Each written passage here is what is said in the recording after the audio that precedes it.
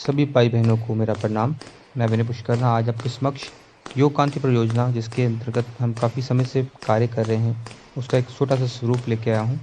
आइए आरंभ करते हैं। सर्वप्रथम बात करते हैं योग कहाँ कहाँ पर है। तो योग चिकित्सा में भी है, योग शिक्षा में भी है, योग खेल में भी है और योग एक अध्यात्म का विषय भी है। तो इन सभी विषयों को विस्तृत रूप से जानने के लिए हमें इनके जो कार्य हैं वो जानने होंगे। तो आरंभ करते हैं। योग चिकित्सा में सार्वजनिक सभी लोगों के लिए, व्यवसायिक जैसे कॉर्पोरेट के लिए और रक्षा क्षेत्र में भी योग एक बहुत महत्वपूर्ण कार्य करता है। तो इसके ऊपर भी हम चर्चा करेंगे।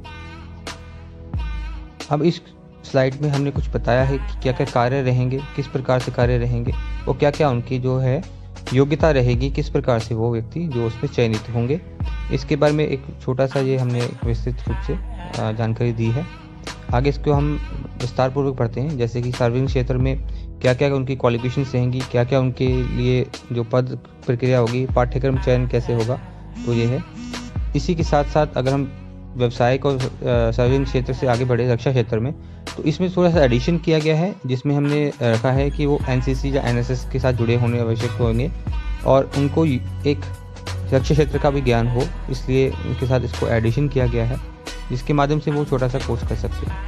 अब योग शिक्षा में बात करें तो पाठशाला स्तर पर योग कैसे रखा जाएगा, महाविद्यालय स्तर पर योग कैसे रखा जाएगा और अनुसंधान क्षेत्र स्तर पर कैसा रखा जाएगा। अभी तक तो अनुसंधान क्षेत्र पर कुछ कार्य हो ही नहीं रहा, तो उसके ऊपर अनुसंधान केंद्र खोले जाएंगे। तो इसको पूरे विस्तृत रूप से हमने यहाँ पर लिखा भी है कि किस प्रकार से क्या क्वालिफिकेशन के माध्यम से जो है वो कार्य उनके रहेंगे और किस क्षेत्र में वो कार्य कर सकते हैं।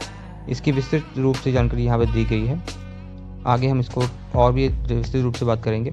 अब बात करते हैं योग खेल के अंदर। तो योग खेल के लिए एक सरकारी विभाग बनाया जाना चाहिए जो एक निष्पक्ष रूप से सभी को मान्यता प्राप्त करे, मान्यता दे और पंजीकृत संस्थाएं उनसे मान्यता प्राप्त करें और निजी संस्थाएं भी उनसे मान्यता प्राप्त करें।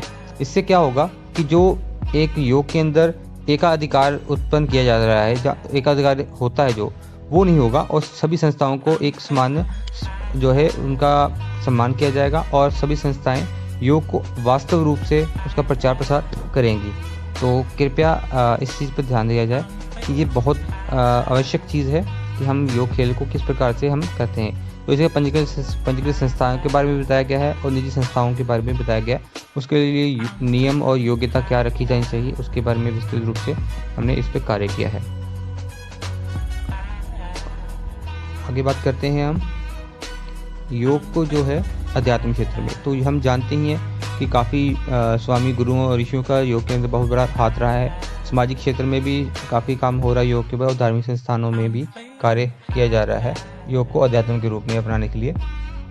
तो जो गुरु हैं, स्वामी हैं, ऋषि हैं जो हमारे योग के, जो इस पर कार्य कर रहे हैं काफ़ी समय से, इन्होंने योग को प्रचार प्रसार करके यहाँ तक पहुँचाया है, तो उनको भी इसमें सम्मान दिया जाए। इसलिए उनको भी एक छोटा सा पंजीकृत करके एक योग के लिए आगे लाया जाए। योग अध्यात्म में सामाजिक संस्थाएं भी इसके लिए बांधे होंगी, वो उनके लिए भी एक रूल रेगुलेशन बनाए जाएंगे और उनके लिए भी एक पंजीकरण सिस्टम बनेगा। तो वो भी इसी विभाग के अंदर ही आएगा, अंतर्गत चलेगा। अब आगे हम बात करते हैं इसके बाद धार्मिक संस्थान। तो धर्म का विषय भी है, तो काफ़ी धर्मों के अंदर योग को अच्छी तरह से बताया भी गया है, रूट्स उनके अंदर हैं। तो उन चीज़ों को भी हमने इस पर ध्यान देते हुए इस पर कार्य किया है और उन लोगों को भी एक सिस्टम में जोड़ने के लिए कार्य किया गया है। अब बात है ध्यान देने योग्य बातें। तो हमने कुछ 9 चीज़ें हमने लिखी हैं जो बहुत ध्यान देने योग्य बातें हैं, जिसको आप इसमें यहाँ से पढ़ सकते हैं स्लाइड में, जो अच्छी तरह से हमने इसमें लिखा है कि जिससे आगे फ्यूचर में किस प्रकार की कोई परेशानी ना आए।